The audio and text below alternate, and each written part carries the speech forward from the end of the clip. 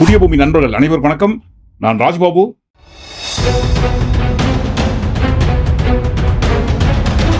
இந்த காணொலிக்குள்ள போவதற்கு முன்பாக நண்பர்கள் அனைவருக்கும் மிக முக்கியமாக 2 விஷயங்க. சப்ஸ்கிரைப். நண்பர்கள் யார் யார் சப்ஸ்கிரைப் பண்ணாம இருக்கீங்களோ பண்ணிடுங்க. நீங்க சப்ஸ்கிரைப் பண்ணும்போது தான் எங்களை போன்றவர்களுக்கு மிகப்பெரிய பலம், ஆதரவு, ஒரு வீடியோ சர்வர் அடுத்த கட்ட கொண்டு போகும். நம்ம தினம்தோறும் பதிவிடும் காணொலி நண்பர்கள் பார்வைக்கு நோட்டிபிகேஷன் வாயிலாக கொண்டு வந்து சேர்க்கும். ஸோ சப்ஸ்கிரைப் பண்ணாத நண்பர்கள் யார் யார் இருக்கீங்களோ பண்ணுங்க. அடுத்து டிஸ்க்ளைமர். இந்த காணொலிக்குள்ள சொல்லப்படுகின்ற விஷயங்கள் அனைத்தும் நம்ம நாட்டில் நடந்தவை, நடந்து கொண்டிருப்போம். இருக்கிற விஷயங்களை ஆதாரத்தின் அடிப்படையில் அப்படியே மக்கள் பார்வைக்கு கொண்டு போறோம். என்னப்பா இது இந்த சமயத்திலயா அப்படின்னு பாருங்க. யாரும் எங்ககிட்ட சண்டைக்கு வந்துடாதீங்கன்றத டிஸ்க்ளைமருக்காக சொல்லியிருக்கோம். கடந்த மாதம் ஏப்ரல் 22ஆம் தேதி அன்று காஷ்மீர் பகல்காம் தீவிரவாத தாக்குதல் நடந்து அதில் 26 உயிர்கள் பறி போனது. அதற்கு பதிலடி கொடுக்கும் விதமாக நேற்றைய தினம் நள்ளிரவு நமது இந்திய ராணுவம் பாகிஸ்தானில் உள்ள 9 தீவிரவாத முகாம்களில் தாக்குதல் நடத்தியது நம்ம எல்லாருக்குமே தெரியும்.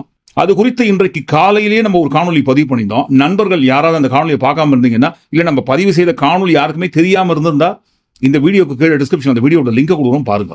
ஒரு நாட்டோட குடிமகனின் நேர்மை என்பது அந்த நாட்டு பக்கம் தான் நிக்கணும். அதன் அடிப்படையில் நமது இந்திய ராணுவம் பாகிஸ்தான் தீவிரவாத முகாம்கள் மீது நடத்திய தாக்குதலை குறித்து நம்ம நியாயமான முறையில் மக்கள் பார்வைக்கு கொண்டு போய் சேர்த்துட்டோம். இப்போ மீடியா பார்வை. மீடியா எப்பவுமே எதிர்கட்சி தான். அந்த கட்சி இந்த கட்சி எந்த கட்சியுமே கிடையாது. மீடியா எப்பவுமே என்னைக்குமே எதிர்கட்சி தான். பகல்காமில் நடத்தப்பட்ட தீவிரவாத தாக்குதலுக்கு பழி தீர்க்கும் விதமாக, பதிலடி கொடுக்கும் விதமாக நமது இந்திய ராணுவம் பாகிஸ்தானோட தீவிரவாத முகாமை அடிச்சதெல்லாம் ஓகே. ஆனால் இதை போன்ற ஒரு தீவிரவாத தாக்குதல் நடக்க போவதாக இதற்கு முன்னாடியே பகல்காமில் அந்த தீவிரவாதிகள் சுற்றுலா பயணிகளை தாக்குவதற்கு முன்பாகவே இந்த மாதிரி ஒரு தாக்குதல் நடக்க போகிறது என்று ஏற்கனவே தெரியுமாமே. என்னப்பா சொல்றீங்க? ஷாக்க குறைங்க. நாங்க சொல்லுங்க. இதை போல தீவிரவாத தாக்குதல் இந்த மாதிரி ஒரு இடத்துல நடத்தப்படலாம் என்கின்ற தகவல் உளவுத்துறை ஏற்கனவே அலர்ட் 3 நாட்களுக்கு முன்பாகவே, தாக்குதல் நடப்பதற்கு 3 நாட்களுக்கு முன்பாகவே உளவுத்துறை அலர்ட் கொடுத்ததாக காங்கிரஸ் கட்சியோட தலைவரான மல்லிகார்ஜுன் கார்கே அவர்கள் சொல்லியிருக்காரு. இது குறித்து விவரமான செய்திகள் பத்திரிகை வாயிலாக வந்ததை நானும் படித்தேன். தீவிரவாத தாக்குதல் பகல்காமில் நடத்தப்படுவதற்கு 3 நாட்களுக்கு முன்பாகவே இதை போன்ற ஒரு தீவிரவாத தாக்குதல் நடத்தப்படலாம் என்கின்ற ஒரு உளவுத்துறை அலர்ட் இருந்த போதுதான் திடீரென்று மோடி அவர்கள் கலந்து கொள்ள இருந்த ஒரு விழாவை ரத்து பண்றாரு. அதுவும் எந்த இடத்திற்கு செல்வதாக இருந்த நிகழ்ச்சியை ரத்து பண்றாரு. காஷ்மீருக்கு செல்வதாக திட்டமிடப்பட்டிருந்த அந்த நிகழ்ச்சியை மோடி அவர்கள் ரத்து பண்றாரு. இப்போதைக்கு அங்கு செல்வது பாதுகாப்பானதாக இருக்காது என்று உளவுத்துறை அலர்ட் அவருக்கு கொடுத்திருக்காங்க. ஆனால் அந்த இடத்துல பொதுமக்களை ஏன் பாதுகாக்க தவறிட்டீங்கன்ட்டு மல்லிகார்ஜுன் கார்கே அவர்கள் கேட்ட கேள்வியில நியாயம் இருக்கு இல்லைங்களா? மல்லிகார்ஜுன கார்கே இதை போன்ற ஒரு கேள்வியை எழுப்புவதற்கு முன்பாகவே பிஸ்கெட் ஜேபி கட்சியை சேர்ந்த அமைச்சர்கள் பகல்காம் தீவிரவாத தாக்குதலில் பாதிக்கப்பட்ட குடும்பங்களை பார்ப்பதற்காக வந்த இடத்தில் அந்த அமைச்சர்களை சுற்றி மக்கள் அனைவரும் கேட்ட இதே கேள்வி. நீங்க மட்டும் சேஃப்டியா, உங்களுக்கு பெரிய அளவுல பாதுகாப்பு கொடுத்துக்க தெரியுது, பெரிய பெரிய பிசினஸ் மேன்ஸ்க்கு, அரசியல்வாதிகளுக்கு, விஐபிகளுக்கு, நடிகர்களுக்கெல்லாம் பாதுகாப்பு கொடுக்குறீங்க. ஆனால் பொதுமக்கள் நாங்க கொடுக்கிற வரிப்பணத்துல மற்றவங்களுக்கு பாதுகாப்பு கொடுக்கிற அந்த பாதுகாப்பையே எங்களுக்கு கொடுக்காம போயிட்டீங்கன்ட்டு பிஸ்கெட் ஜேபி கட்சியை சேர்ந்த அமைச்சர்கள் அனைவரையும் மக்கள் சுற்றி வளைத்து கேள்விக்கு மேல கேள்வி கேட்டு திணற வச்சிட்டாங்க.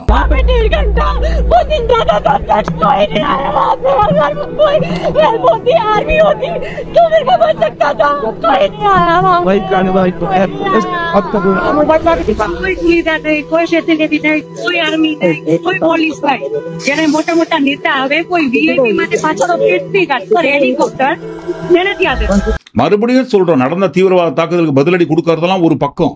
ஆனால் இதை போன்ற ஒரு தீவிரவாத தாக்குதல் நடைபெற உள்ளது, நடப்பதற்கு வாய்ப்பு இருக்குன்னு உளவுத்துறை அலர்ட் இருந்த அந்த இடத்துல எதற்காக சுற்றுலா பயணிகளை பாதுகாக்க தவறிட்டாங்க?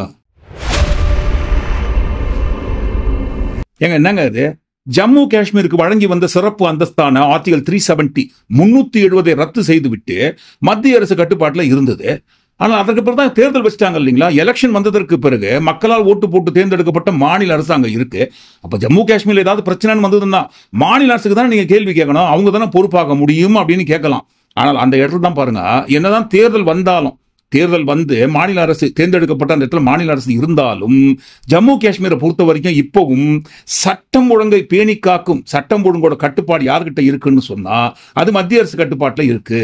இதையும் நாங்க சொல்லலங்க. ஜம்மு காஷ்மீரோட ஒட்டுமொத்தமான சட்டம் ஒழுங்கு கட்டுப்பாடு இப்பவும் மத்திய அரசு கட்டுப்பாட்டில் தான் இருக்குன்ட்டு ராவோட முன்னாள் அதிகாரியான அமர்ஜித் சிங் துலாத் சொல்றாரு.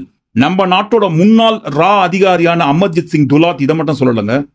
அதாவது நடந்த இந்த தீவிரவாத தாக்குதலுக்கு உள்ளூர்ல ஒரு சில காஷ்மீர்களுக்கு தொடர்பு இருந்திருக்கலாம், அல்லது நடத்தப்பட்ட தாக்குதலுக்கு உள்ளூர் வாசிகள் ஒரு சில காஷ்மீரிகள் சதித்திட்டம் தீட்டி கூட கொடுத்திருக்கலாம்.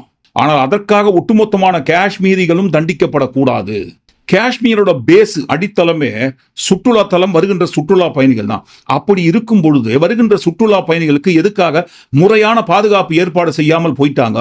பகல்காமில் இதை போன்ற ஒரு தாக்குதல் இதற்கு முன்பாக நடந்ததே கிடையாது. இது முழுக்க பாதுகாப்பின் தோல்விதான். இதை வேற யாராவது, அது முக்கியமா தமிழ்நாட்டில் யாராவது சொன்னாங்கன்னா, ஐயோ திமுக ஊப்பியா இருக்காங்களே, பாகிஸ்தான் கைகூலியா இருக்காங்களே, தேச விரோதி சமூக துரோகிகளா இருக்காங்களே, 200 ரூபாய் வாங்கி நம்ம நாட்டுக்கு எதிராக பேசுறாங்களே அப்படின்னு சொல்றது கூட வாய்ப்பு இருக்கு. வாய்ப்பு இல்ல சொல்லுவாங்க. ஆனா பாருங்க, இதை சொல்றது நம்ம நாட்டோட முன்னாள் ரா அதிகாரி. பாதுகாப்பு இருக்கும், பாதுகாப்பான இடத்திற்கு சுற்றுலா பயணிகள் போனா ஓகே. ஆனால் பாதுகாப்பே இல்லாத நிறைய இடங்களுக்கு கூட சுற்றுலா பயணிகள் செல்வதற்கு அனுமதிச்சிருக்காங்க. முன்னாள் ரா அதிகாரியான அமர்ஜித் அவர்கள் சொல்வதற்கு முன்பாகவே இந்த பாதுகாப்பு சம்பந்தப்பட்ட நிறைய காணொலி நம்ம வெளியிட்டிருக்கோம். அப்படி வெளியிட்ட எல்லா காணொலியிலும் கேட்டது பாதுகாப்பு யாரால் எப்படி எந்த இடத்துல கோட்டை விடப்பட்டது என்று. இந்த பாதுகாப்புன்னு சொல்ற இந்த இடத்துல வேமா சூசோன்னு அடிக்கடி நம்ம சொல்லுவோம் இல்லைங்களா? கொஞ்சம் கூட பாருங்க, வேமா சூசோ இல்லாம மீடியாவில் பிஸ்கே ஜேபி கட்சியை சேர்ந்த பொய்யையே மூலதனமாக கொண்டு பேசுற நிறைய நபர்கள், அந்த கட்சியில் இருக்கிற நிறைய நபர்கள்ல இந்த நபர் எச்.ஜி. சூர்யா என்பவர் பாருங்க, மிக முக்கியமானவர். அவரு அடுக்கிறார் பாருங்க உட்கார்ந்தின்னு. காங்கிரஸ் கட்சி ஆட்சியில் இருந்த சமயத்துல தீவிரவாத தாக்குதல் எங்கெங்க எந்த இடத்துல நடந்திருக்கு, எவ்வளவு நம்ம நாட்டுல பலியாயிருக்காங்கன்ட்டு ஒரு லிஸ்ட் கொடுத்தாரு பாருங்க. நீங்க மும்பை தாஜ் அட்டாக் நடந்த சமயத்துல 24 மணி நேரத்துல அங்க வந்து என்எஸ்ஜி கமாண்டோ படையில இறக்கப்பட்டாங்க. அதன் பிறகு அதை சம்பந்தப்பட்ட விசாரணை மூலமா கைது செய்யப்பட்டாங்க. அவங்க நீதிமன்றத்துக்கு கொண்டு வரப்பட்டாங்க. இது எல்லாருமே நடந்து குறுகிய காலகட்டத்தில் தான். எப்படி இவங்க வந்து கம்பேர் பண்றாங்கன்னு பாருங்களேன். அவர் சொல்றாரு, மும்பை டெரர் அட்டாக் நடந்தோடனே சிவராஜ் பாட்டீல் வந்து ராஜினாமா பண்ணிட்டோம், அது வந்து மிகப்பெரிய விஷயம். அக்கௌண்டபிலிட்டி நீங்க என்ன பண்ணிட்டீங்கன்னு கேட்கறாங்க. இந்த மும்பை 26/11க்கு முன்னாடி ஒரு 4 படிக்கும் பாருங்க. டெல்லி 2005ல 62 பேர் இருந்தாங்க. 2006 வாரணாசி பாம்பு பிளாஸ்ட்ல 28, மும்பை 2006 ட்ரெயின் பிளாஸ்ட்ல 209, அப்புறமா ஹைதராபாத் 2007ல 58 பேர் இருந்தாங்க. ஜெய்ப்பூர் 2008ல 63 பேர், அகமதாபாத் 2008ல 56 பேர், அதே 2008 டெல்லியில 30 பேர். கிட்டத்தட்ட 900 மக்கள் படுகொலை தீவிரவாதிகளால் மிகப்பெரிய குண்டு வெடிப்புகளால் கொல்லப்பட்டதற்கு அப்புறமா தான் உங்க ஹோம் மினிஸ்டர் இதெல்லாம் கல்மினேஷனா 26/11 வந்தது. அப்படி இதெல்லாம் நீங்க ஆக்ஷன் எடுக்காம ஒண்ணுமே பண்ணாததுனால கிட்டத்தட்ட 900 இந்தியர்கள் 30 மிகப்பெரிய பாம்பு பிளாஸ்ட் நடந்து அப்புறமா தான் நீங்க ஹோம் மினிஸ்டர் மாத்துனீங்க. இப்போ நீங்க என்ன கேக்குறீங்கன்னா, காஷ்மீர்ல கடந்த 6 ஆண்டுகள்ல எவ்வளவு தீவிரவாத தாக்குதல் நீங்களே சொல்லுங்க. உங்க ஆட்சியில் எவ்வளவு தீவிரவாத தாக்குதல் நடந்தது? 6 ஆண்டுகள்ல ஒரு கல்லெறி சம்பவம் கூட இல்லைன்றது உலகமே வியந்து பார்க்கக்கூடிய ஒரு விஷயம். அப்படிங்களா?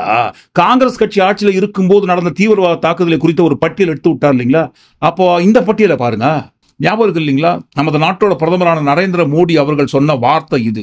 मुझे जवाब दीजिए, ये जो आतंकवादी हैं उनके पास शस्त्र और बारूद कहां से आता है? वो तो विदेश की धरती से आता है और सीमाएं संपूर्ण रूप से आपके कब्जे में है।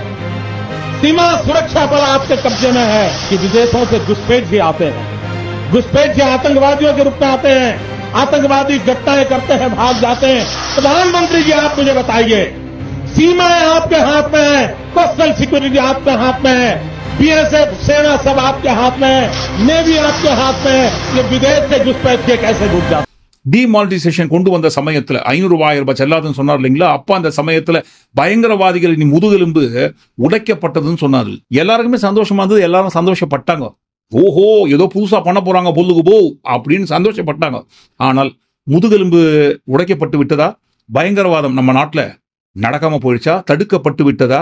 2016 நாக்ரோட்டா ராணுவ தள தாக்குதல் நடத்திய அந்த ராணுவ தள தாக்குதல்ல இறந்து போனவர்கள் 7 சோல்ஜர்ஸ், 2 ஆபீசர்ஸ்.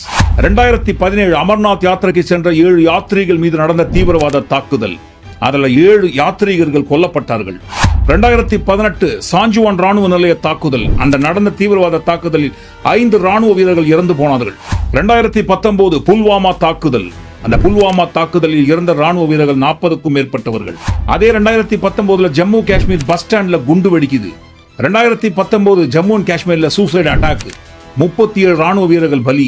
2023 பூஞ்ச் ரஜோரி என்கின்ற இடத்தில் நடத்திய தீவிரவாத தாக்குதலில் 4 ராணுவ வீரர்கள் கொல்லப்படுகிறார்கள். 2024 காஷ்மீர்ல பாருங்க, பஸ்ஸுக்குள்ளவே நடத்தப்பட்ட தீவிரவாத தாக்குதலில் இறந்து போனவர்கள் 9க்கும் மேற்பட்டவர்கள். இப்ப 2025 பகல்காமில் நடத்திய தீவிரவாத தாக்குதல்ல 26 பேர்கள் இறந்திருக்காங்க. தீவிரவாத தாக்குதலே கிடையாது ஜி ஆட்சிக்கு வந்த பிறகு. 6 ஆண்டுகள்ல ஒரு கல்லெறி சம்பவம் கூட இல்லைன்றது உலகமே வியந்து பார்க்கக்கூடிய ஒரு விஷயம். தீவிரவாத தாக்குதல் என்பதே எங்கேயுமே கிடையாது, சுத்தமாக ஒழிந்து விட்டது. மேற்கொண்டு ஒழிக்கப்பட வேண்டும் என்பதற்காக தான் 500 ரூபாயை ஒழிச்சு பயங்கரவாதிகளை முதுகெலும்பை உடைக்கிறோன்னு சொன்ன அந்த முதுகெலும்பு உடைக்கப்பட்டு விட்டதா? அப்படி ஒரு வேளை முதுகெலும்பு உடைக்கப்பட்டு இருந்தால் 2016 தொடங்கி 2025 வரைக்கும் ஏன் சார் நாடு முழுக்க இவ்வளவு தீவிரவாத தாக்குதல் தொடர்ந்து நடந்துட்டே இருக்கு? இவ்வளவு தீவிரவாத தாக்குதல் தொடர்ந்து நம்ம ஜி ஆட்சிக்கு வந்த பிறகு கண்டினியூவா நடந்துதான் இருக்கு. இவ்வளவு தீவிரவாத தாக்குதல் நடந்ததற்கு பிறகு இது சம்பந்தமாக என்ன நடவடிக்கை நம்ம எடுத்திருக்கோங்க இது வரைக்கும்? இப்போ ஏதாவது ஒரு நடவடிக்கை எடுத்திருந்தால், ஒரு தீவிரவாத தாக்குதல் நடக்கும் போது அது சம்பந்தமாக நடவடிக்கை எடுத்திருந்தால் அடுத்த தீவிரவாத தாக்குதல் நடக்காது. ஆனால் பாருங்க, ஒன் பை ஒன்னா ஒவ்வொரு வருஷமும் நடந்துட்டே இருக்கு. இதை குறித்து இதற்கு முன்பாக இது சம்பந்தமாக என்ன நடவடிக்கை எடுக்கப்பட்டது அப்படின்ற ஒரு உண்மையை பாதுகாப்பா எடுத்து போடுங்க. பாதுகாப்பு குறித்து ரூபா நோட்டை ஒழிச்சு விட்டா பயங்கரவாதத்தை அழிச்சிடலான்னு சொன்னாரு. ஆனா பாருங்க, ஒழிஞ்சது ரூபா நோட்டு மட்டும்தான், கருப்பு பணமும் ஒழியல, தீவிரவாதமும் அடங்கல. இதற்கெல்லாம் யார் பொறுப்பேற்றுக் கொள்வார்கள்? யார் பொறுப்பேற்றுக் கொண்டார்கள்? இதற்கு முன்பாக மோடி அவர்கள் கட்சி ஆட்சிக்கு வருவதற்கு முன்பாக காங்கிரஸ் கட்சி ஆட்சியில் இருந்த சமயத்தில் பாருங்க, இது போன்ற பிரச்சனை எல்லாம் தீவிரவாத தாக்குதல் நடந்தால் அது சம்பந்தமாக பாருங்க சம்பந்தப்பட்டவர்கள் பொறுப்பேற்றுக் கொண்டு ராஜினாமா பண்ணிடுவாங்க. ஆனால் இப்போது யாருமே பிஸ்கே ஜேபி கட்சி ஆட்சிக்கு வந்த பிறகு நடக்கும் தீவிரவாத தாக்குதலுக்கு பொறுப்பேற்றுக் கொண்டு யாருமே எந்த துறையை சேர்ந்தவர்கள் ராஜினாமா பண்ணவே இல்லைங்களே. அது ஏன் சார்? அது இந்த லிஸ்ட் ரொம்ப கம்மி. நடந்த தீவிரவாத தாக்குதலை குறித்து நம்ம எடுத்து விட்ட லிஸ்ட் ரொம்ப கம்மி. காணொலி பெருசாயிடுறதுக்காக கம்மியாட்டு போட்டிருக்கோம். அப்ப நடந்த இந்த தீவிரவாத தாக்குதல் மற்றும் நடந்த இந்த பலிக்கெல்லாம் யாருங்க காரணம்? யார் இதுக்கெல்லாம் பதில் சொல்லி நடந்த தீவிரவாத தாக்குதலுக்கு இதற்கு முன்பாக பொறுப்பேற்றுக் கொண்டு எத்தனை துறையைச் சேர்ந்த அமைச்சர்கள் அதிகாரிகள்லாம் ராஜினாமா பண்ணாங்க? பொறுப்பேற்றுக் கொண்டு ராஜினாமா பண்ணனா கூட பரவாயில்லைங்க. அந்த இடத்துல தீவிரவாத தாக்குதல் நடந்த அந்த இடத்துல பாதுகாப்பு குறைபாடு ரொம்ப அதிகமா இருக்குன்ட்டு நமக்கு தான் தெரியும். அது எப்படி தீவிரவாதிகளுக்கு தெரிஞ்சதுன்ட்டு அமித் மால்வியா ட்வீட் பண்ணாருங்க. அப்போ அந்த இடத்துல 2 விஷயத்தை ஒப்புக்கொள்கிறார். ஒன்னு, அந்த இடத்துல பாதுகாப்பு குறைபாடு இருந்தது என்பதை ஒப்புக்கொள்கிறார். அடுத்து, எங்களுக்கு மட்டுமே தெரிந்த ரகசியம் அந்த இடத்துல பாதுகாப்பு குறைபாடு இருக்குன்ட்டு, அது வந்தவங்களுக்கு எப்படி தெரிஞ்சதுன்ட்டு இவங்களே காட்டி கொடுத்து 2வது விஷயத்தையும் ஒப்புக்கொள்கிறார். அப்படி தெரிந்த பிறகும் கூட அந்த பாதுகாப்பு குறைபாடை ஏன் சரி செய்யாமல் போய்விட்டார்னு அதையும் பதிவிடுங்க, கேளுங்க. ஐயோ, இதனாலதான் பாருங்க, நம்ம நாட்டுக்கு எதிராக யார் யாரெல்லாம் பேசுறாங்களோ அவங்களெல்லாம் தேடி கண்டுபிடிச்சு எடுத்து அவங்க சேனல்லாம் பேன் பண்ற வேலை நாங்க இறங்கியிருக்கோன்ட்டு மத்திய அரசு நடவடிக்கை எடுக்கிறாங்களாம். அது குறித்து செய்தியில் வந்து நிற்குது. எந்தெந்த சேனல்லாம் பிஸ்கெட் ஜேபி கட்சிக்கு எதிராக பேசுறாங்களோ அவங்க எல்லாரையும் பேன் பண்ற வேலை இறங்கத்துக்காக நடக்கிற உண்மைகளையே நாட்டு மக்கள் கிட்ட கொண்டு போய் சேர்க்கிறவங்களை யாருன்னு பார்த்து தேடி கண்டுபிடிச்சு அவங்க எல்லாம் தடை செய்வதற்கு பதிலாக இதே போல நாட்டுக்குள்ள பிரச்சனை எல்லாம் நடக்காம பாதுகாப்பு ஏற்பாடு பண்ணிக்கலாம் இல்லைங்களா? அடுத்து, தமிழ்நாட்டு மேல சுமத்தத்துக்கு முயற்சி பண்ண பழி, அதன் மூலமா கிளப்பின புரளி. கடந்த 4ஆம் தேதி அன்று சென்னை விமான நிலையத்திலிருந்து சென்னை டு கொழும்பு, இலங்கையோட தலைநகரான கொழும்புக்கு பாருங்க சென்னையிலிருந்து ஒரு பிளைட் போகுது. அந்த பிளைட் கிளம்புறதுக்கு முன்னாடியே இதை போல ஒரு தகவல் கொடுத்திருந்தா கூட பரவாயில்ல. ஆனா பாருங்க, 10:26க்கு சென்னையிலிருந்து அந்த பிளைட் கிளம்புது. கிளம்புறதுக்கு அப்புறம் பாருங்க 11 மணி அளவில் சென்னை ஏர்போர்ட்டோட டைரக்டரேட் ஆபீஸ்க்கு ஒரு மெயில் வருது மர்ம ஆசாமி மூலமாக. அதாவது காஷ்மீர் பகல்காமில் பயங்கரவாதத்தில் ஈடுபட்ட 6 தீவிரவாதிகள் அந்த சென்னை டு கொழும்பு பிளைட்ல தான் பாருங்க டிராவல் பண்ணிட்டு இருக்காங்க, அவங்கள போய் புடிங்கன்னு மர்ம நபர் யாரோ ஒருத்தர் அனுப்பிய மெயில பார்த்து சென்னை ஏர்போர்ட்ல பாருங்க பக்குன்னு ஆச்சு. பிளைட்டு கிளம்பி கிட்டத்தட்ட 1/2 மணி நேரத்துக்கு மேல ஆயிடுச்சு. இப்போ எப்படி நடுவழியில இறக்கி செக் பண்றது? உடனடியாக பாருங்க கொழும்போட சர்வதேச விமான நிலையத்துக்கு தகவல் அனுப்புறாங்க. இதை போல தீவிரவாதிகள் 6 பேர் இந்த பிளைட்ல டிராவல் பண்றாங்கன்ட்டு. சரியாக 11:59க்கு அந்த பிளைட் தரையிறங்க போகுது. அந்த கொழும்பு சர்வதேச ஏர்போர்ட்ல தரையிறங்க போகுது. அதற்கு முன்னதாகவே அந்த ஏர்போர்ட்டை சுத்தி உச்சபட்ச பாதுகாப்பு சுற்றி வளைக்கப்படுது. அந்த பிளைட் லேண்ட் ஆன உடனேயே உள்ள போயிட்டு A to Z மொத்தமா செக் பண்றாங்களாம். சுத்தமா செக் பண்ணி முடித்த பிறகு அந்த பிளைட்ல அதை போன்ற தீவிரவாதிகள்லாம் யாருமே இல்லைன்னு தெரிந்த பிறகுதான் அந்த மர்ம நபர் அனுப்பிய மெயில் போலியானது புரளியானதுன்னு தெரிய வந்துதான். யார் அந்த மெயில அனுப்புனாங்கன்ட்டு செக் பண்றாங்களாம், வழக்கு பதிவு செய்து விசாரணை பண்றாங்களாம். ஆனால் இந்த இடத்துல ஒரு விஷயத்தை யோசிச்சு பார்க்கணும். காஷ்மீர் பகல்காம்ல அந்த 6 தீவிரவாதிகளும் பயங்கரவாத செயலில் ஈடுபட்டுட்டு இத்தனை பேரை சுட்டு கொண்டுட்டு எப்படி காஷ்மீர்ல இருந்து சென்னைக்கு வர முடியும்? அங்கிருந்து ஃபிளைட்டு கிடையாது, வர முடியாது. ஸோ பாருங்க, ஒன்று ட்ரெயின் வழியா வரணும், இல்லை பஸ்ஸில் வரணும், இல்லைன்னா பைக்ல வரணும், கார்ல வரணும், சைக்கிள்ல வரணும், இல்லைன்னா நடந்தே வரணும். காஷ்மீர்ல இருந்து சென்னை வரைக்கும் அந்த தீவிரவாதிகள் சுதந்திர பறவை மாதிரி பாருங்க, சுதந்திரமா சுத்தி நிற்கிறாங்களாம், திருஞ்சின்னு வந்திருக்காங்களாம், யாருமே செக் பண்ணலைங்களா? அப்படி சென்னையில வந்து சென்னை ஏர்போர்ட்டுக்குள்ள நுழைஞ்சி பாஸ்போர்ட் எல்லாம் காட்டிட்டு டிக்கெட் எடுத்து ஃபிளைட்ல ஏறி டிராவல் பண்ணுவாங்களாம். அப்ப காஷ்மீர்ல இருந்து சென்னை வரைக்கும் பாதுகாப்பு எங்கேயுமே இல்லைங்களா? இப்போ இருக்கிற எல்லா இடத்த விட்டுட்டு அந்த யாரோ ஒரு மர்ம நபர், மர்ம ஆசாமி எதற்காக சென்னையை, தமிழ்நாட்டை குறிவைத்து செலக்ட் பண்ணி எடுக்கணுங்க? ஏன்னா பாருங்க, ஏற்கனவே தமிழ்நாட்டில் தற்குறிமலைன்னு ஒருத்தர் சுத்தி இருந்தார், பிஸ்கெட் ஜேபி கட்சியோட தமிழ்நாட்டோட முன்னாள் மாநில தலைவர். அவரு தமிழ்நாட்டை தலைநகரமாக கொண்டு மறுபடியும் தீவிரவாதிகள் ஊடுருவாங்களோ நம்ம நாட்டுக்குள்ள. Failure after failure, every single thing is failure. அதனால் மறுபடியும் தமிழ்நாட்டை தலைநகரமாக வைத்து இது இந்தியாவில் ஊடுருவ முயற்சி பண்றாங்களா அப்படிங்கிற கேள்விக்கு முதலமைச்சர் அவர்கள் பதில் சொல்ல வேண்டும். அப்ப இந்த இடத்துல தமிழ்நாட்டை தலைநகரமாக கொண்டு தீவிரவாதிகள் நம்ம நாட்டுக்குள்ள ஊடுருவ முயற்சி பண்றாங்களான்னு தற்கொலை ஓப்பனா கேட்கும் போது அந்த மர்ம நபர் யாரோ ஒருத்தர் மெயில் அனுப்புனாருன்னு சொன்னாங்களே, ஏன் அந்த மர்ம நபர் தற்கொலை மலையா இருக்க கூடாது?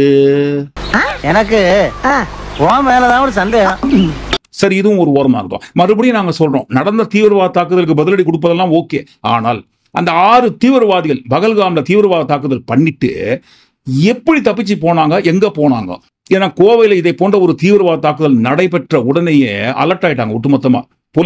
போலீஸ் டிபார்ட்மெண்ட் கோவையில் ஒட்டுமொத்தமா அலர்ட் ஆயிட்டு 1 ஹவர்ல கோவையை சீல் பண்ணி சுத்தி வளைக்கப்பட்டது தீவிரவாதிகள் அனைவரையும். ஆனால் அந்த அலர்ட்னஸ் பாருங்க, இத்தனைக்கும் தமிழ்நாடு காவல்துறையால் சுற்றி வளைக்கப்பட்டது, கோயம்புத்தூரை சீல் பண்ணிட்டு. அந்த இடத்துல ராணுவம் போலீஸை விட எந்த அளவுக்கு துரிதமாக செயல்பட்டு காஷ்மீரை சுத்தி வளைச்சு அந்த தீவிரவாதிகளை பிடிச்சிருக்கணும். தீவிரவாத தாக்குதல் நடப்பதற்கு 3 தினங்களுக்கு முன்பாக உளவுத்துறை அலர்ட் இருந்த போதும் நம்ம ஏதோ ஒரு காரணத்துக்காக ஸ்கிப் பண்ணிட்டோம் கூட வச்சுப்போம்.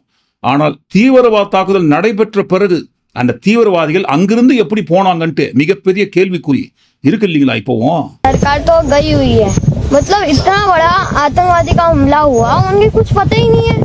इधर पूरी नीचे पूरे आर्मी का बेस है, उन्हें पता ही नहीं है.